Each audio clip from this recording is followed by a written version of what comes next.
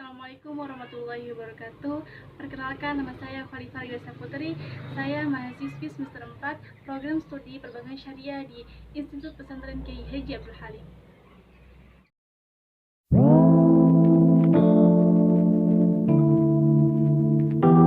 Semua, pada kesempatan kali ini saya akan menjelaskan tentang keikhlasan dan apa sih buah dari ikhlas itu sendiri. Oleh karena itu, ikuti selengkapnya.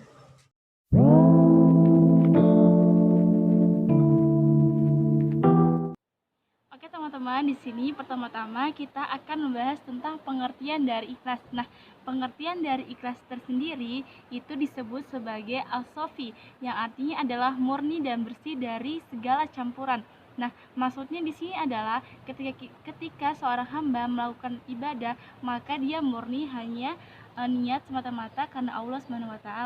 Kemudian ikhlas juga sering disebut sebagai al-tabaru an kulli madunallah, yang artinya adalah menjalankan segala sesuatu hanya semata-mata karena Allah.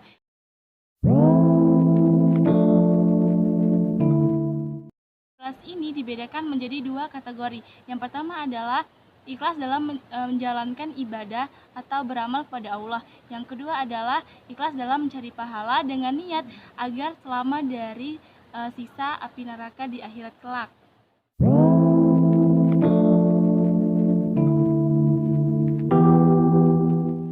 Kemudian teman-teman, di sini kita akan membahas tentang keutamaan dan pentingnya ikhlas. Nah, keutamaan dari ikhlas itu sendiri, yang pertama adalah orang ikhlas tidak akan mudah terperdaya oleh bujukan dari setan. Nah, keutamaan selanjutnya adalah sifat ikhlas merupakan syarat diterimanya ibadah. Hal ini dijelaskan oleh Allah SWT dalam Al-Bayyinah ayat 5 yang berbunyi Bismillahirrahmanirrahim wa ma umiru illa liya'budullaha mukhlishina lahud-dina hunafa wa yuqimunas sholata wa yu'tunaz zakata wa dzalika dinul qayyimah, yang artinya dan mereka tidak disuruh kecuali supaya menyembah Allah dengan memurnikan ketaatan kepadanya dalam menjalankan agama dengan lurus, supaya mereka mendirikan sholat dan menunaikan zakat, dan demikianlah itulah agama yang lurus. Kemudian, keutamaan ikhlas lainnya adalah ikhlas ini menjadi power tersendiri bagi seorang hamba yang menjalankan ibadah, seperti firman Allah Inna sholati wa nusuki wa mahyaya wa mamati lillahi rabbil alamin, yang artinya sesungguhnya sholatku, ibadahku, hidupku dan matiku hanya kepada Allah Subhanahu wa taala.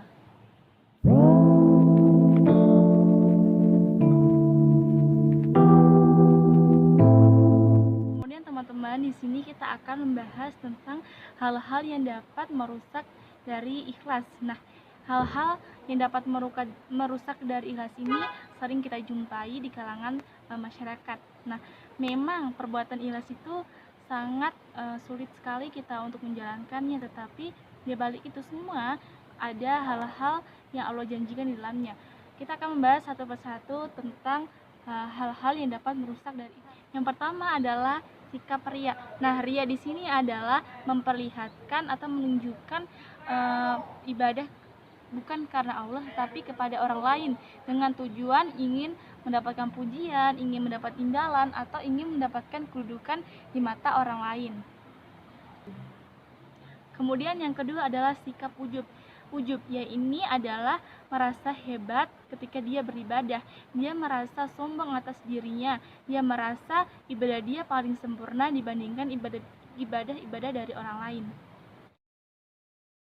Kemudian sikap yang ketiga adalah sum'ah. Nah, sum'ah di sini adalah dia ingin mempertunjukkan atau memperlihatkan, yakni dia memamerkan perbuatannya atau ibadahnya kepada orang lain dengannya untuk mendapatkan pujian atau kedudukan di hadapan orang lain. Jadi sum'ah ini dia menceritakan apa yang telah ia lakukan pada orang lain, bukan hanya semata-mata karena Allah SWT. Kemudian selanjutnya adalah nifak. Nifak adalah menunjukkan amal atau ibadah kepada orang lain. Seorang hamba yang melakukan nifak ini, dia hanya semata-mata ingin mendapatkan pujian atau mendapatkan kedudukan di hadapan orang lain, tidak semata-mata karena Allah SWT. Kemudian sifat yang selanjutnya adalah merasa puas atas ibadah yang telah ia lakukan. Jadi di sini dia tidak ingin melakukan ibadah lain karena dia merasa telah puas melakukan ibadahnya dengan sempurna seperti itu.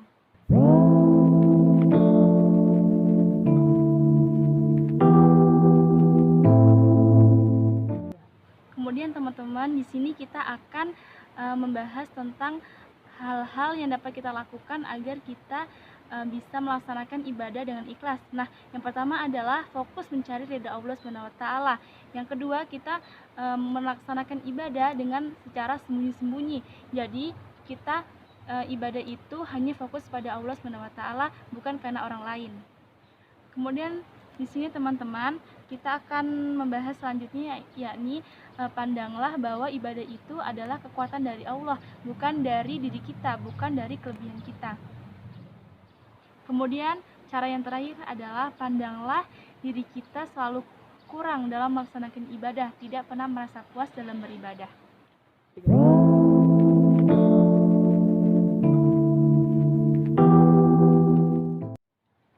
Oke teman-teman, di sini yang saya ingin katakan adalah ketika kita melakukan ibadah, kita berfokus mencari keridhaan Allah Subhanahu wa taala, bukan ingin untuk dipuji atau mendapatkan imbalan dari orang lain atau manusia, agar kita menjadi orang-orang yang ikhlas dalam beribadah. Mungkin sekian dari penjelasan saya teman-teman. Semoga teman-teman semua mendapatkan keberkahan dari apa yang telah saya sampaikan dan bermanfaat di kemudian hari.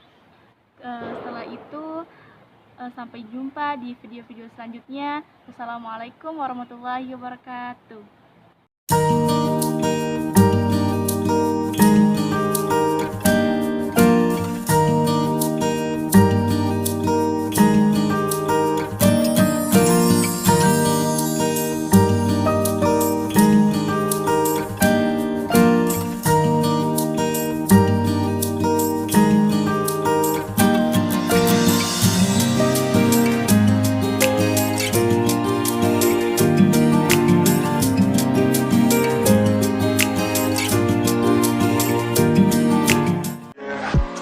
up, early mornings, late nights, hopping on a different flight. What's the meaning of life, ayy? Wake up, same-ish, different day. Make a wish, call it pray. Am I sick, am I okay, ayy?